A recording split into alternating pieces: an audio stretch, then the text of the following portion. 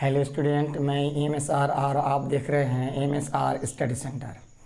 आज मैं आप लोगों के लिए वही मैथ का सेकंड पार्ट इस लेसन का जो एक्सरसाइज 1.1 का जो 1 नंबर का सवाल था, निम्नलिखित संख्याओं का HCF ज्ञात करने के लिए यूक्लिड विभाजन एल्गोरिथम का प्रयोग कीजिए। तो इसका अगर फर्स्ट पार्ट नहीं देखे हैं, मतलब सवाल नंबर 1 का 1, तो आप ज़रूर देखिएगा कि वहाँ हम यूक्लिड विभाजन एल्गोरिथम क्या है ये हम बता चुके हैं। तो जो 1 नंबर सवाल का ये रोमन 2 का जो दिया है 196 और 38,220, तो इसका अगर हम सॉल्व करते हैं तो यहाँ हम लोगों को पहले लिखना है कि चूँकि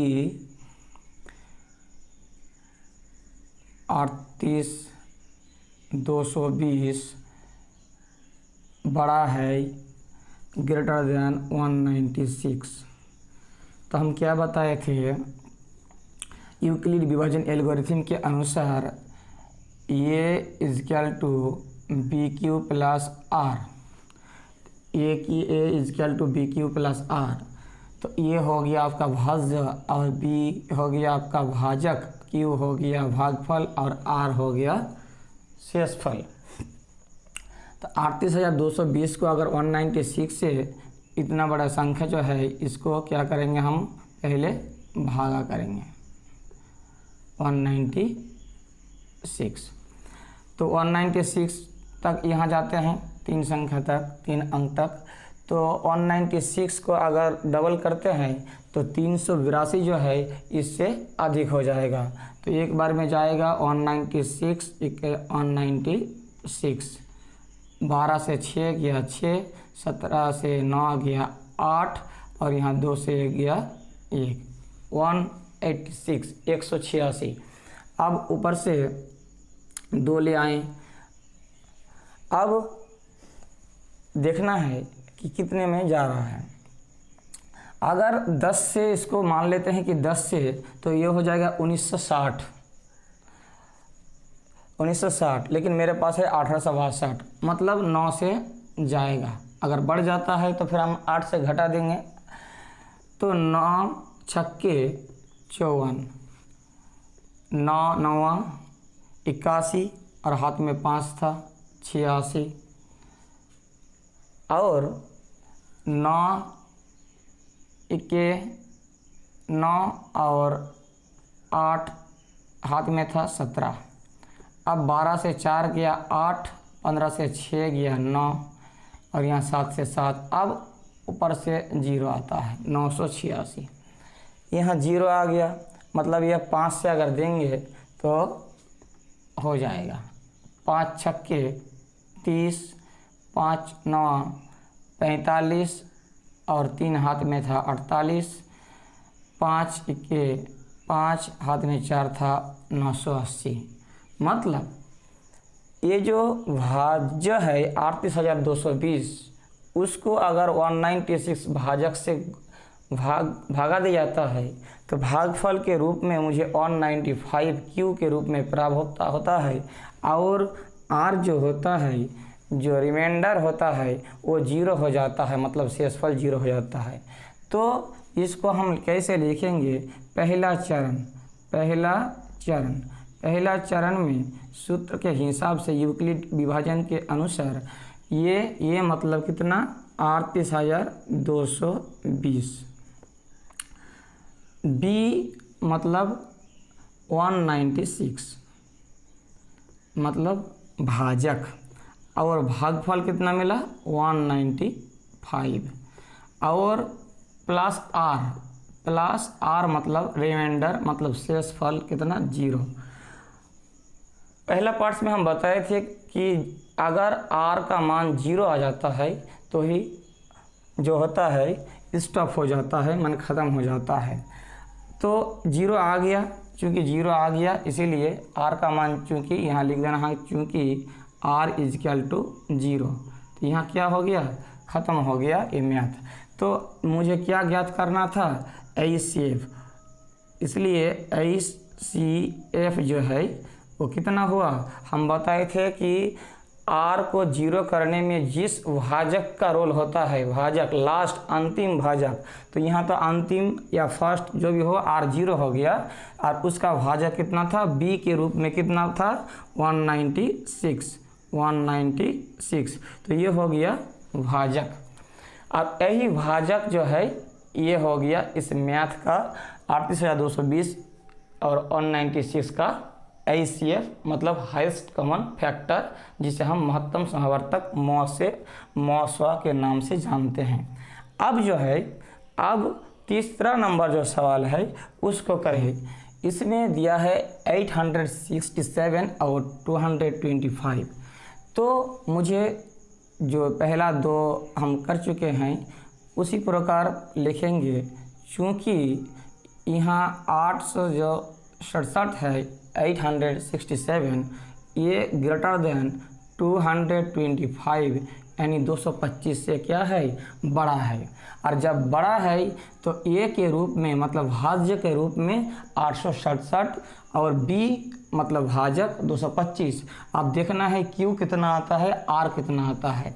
तो यहाँ हम पहले रफ में क्या करेंगे, इसको भागा करेंगे। किसको, 225 से 867 को, 225 को अगर 867 को अगर 225 से भागा देते हैं तो अगर 4 से देंगे तो 4 25 100 और इधर 4 200 800, तो 100 और 800 900 हो जाता है।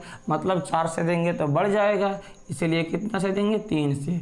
3 5 15, 3 दूने 6 और 1 7, 3 दूने 6, 7 से 5 गया 2, 16 से 7 गया 9 और इधर 7 से 6 गया 1, 192। तो ये हो गया मेरा ए मतलब भाज्य, ये हो गया बी मतलब भाजक, ये हो गया भागफल यानी क्यू, और ये हो गया रिमाइंडर यानी शेषफल 192 आर। तो यहाँ यूक्लिड के हिसाब से अगर पहला चरण लिखते हैं, पहला चरण तो इसमें ये इजिकल टू ये मतलब कितना मेरे पास जो बड़ा है, जो संख्या बड़ा है 867 यानी सबसे बड़ा जो यहाँ था। ये होता है बी क्यू, बी मतलब भाजक 225, इसके साथ क्यू का गुना, क्यू के रूप में मुझे क्या प्राप्त हुआ, 3 प्राप्त हुआ। और आर जो है प्लस के रूप में लिखेंगे, आर कितना 192 192। तो आर जब तक मेरा 0 नहीं हो जाता तब तक HCF नहीं निकलता। अब लिखेंगे दूसरा चरण, क्योंकि पहला चरण में आर का मान जो है वो क्या हुआ, आर का मान मुझे 0 प्राप्त नहीं हुआ। अब ये 192 को 225 को 192 से क्या करेंगे, भागा देंगे। 192 डबल करेंगे तो 225 को क्रॉस कर जाएगा, इसीलिए हम 1 से देते हैं 192। अब 5 से 2 गया कितना, 3, 12 से 9 गया 3, कितना प्राप्त हुआ 33। यहाँ 1 से 1 चला गया 0 हो गया, 33 मुझे प्राप्त हुआ आर के रूप में। तो दूसरा चरण में भाजक क्या है, दूसरा चरण में भाजक है 192 बी, लेकिन भाज्य यहाँ 225। पहला चरण में 225 क्या था, भाजक था, उससे भागा दे रहे थे, अब वो भागा हो रहा है 192 से। तो यहाँ 225 क्या है, 225 ए है, यूक्लिड के अनुसार ए। बी के रूप में क्या था 192, और मुझे क्यू के रूप में मतलब भागफल के रूप में कितना प्राप्त हुआ 1, और आर के रूप में प्लस आर मतलब 33 ये है शेषफल। क्योंकि अब यहाँ अभी भी मुझे आर के रूप में 0 नहीं प्राप्त हुआ, इसीलिए इस 33 को 33 से 192 को भागा करेंगे। अगर 3 को 3 चौका 12 होता है तो कितना 33 है, 33। तो इस 33 जो है 192 को अगर 33 से 33 से भगा देते हैं तो 6 से अगर देते हैं, 6 से 3 6 के 18, 3 6 18 19 हो जाएगा, मतलब 198 हो जाएगा। इसीलिए हम किससे देंगे, 5 से। 3 5 15 और 3 5 15 और 1 16, 12 से 5 गया 7 और यहाँ 8 से 6 गया 2, कितना हुआ 27। तो ये हो गया आपका कौन सा चरण, तीसरा चरण। तीसरा चरण में क्या आता है, क्योंकि यहाँ 192 बड़ा है अंक संख्या, तो ये 192 हो गया ए। बी में कितना था 33 जो भाजक है, गुना भागफल मतलब क्यू कितना 5, आर के रूप में कितना प्राप्त हुआ 27, तो ये हो गया 27 शेषफल। अब फिर से इस 27 को जो है ये 33 से क्या करेंगे, भागा देंगे, तो 27 एकम 27, यहाँ से कितना मुझे प्राप्त हुआ 6 प्राप्त हुआ। तो ये कौन सा चरण हुआ, चौथा चरण। जब तक मेरा आर 0 नहीं हो जाता तब तक ये चलते रहेगा। इसमें बड़ा अंक, बड़ा संख्या क्या है 33, ये है ए। बी के रूप में कितना था 27 और क्यू के रूप में मुझे प्राप्त हुआ 1 और आर कितना है 6, मतलब अभी भी ये 0 नहीं हुआ। अब इस 6 जो है यहाँ इधर लेकर आते हैं, ये हो गया 27, तो 6 चौके 24 होता है, 6 चौके कितना होता है 24, 7 से 4 गया 30, तो यहाँ देखिए यहाँ 27 बड़ा है, मतलब ये हुआ ए। बी हो गया 6 मतलब भाजक और भागफल 4 और शेषफल के रूप में 3, तो ये हो गया आपका पाँचवा चरण।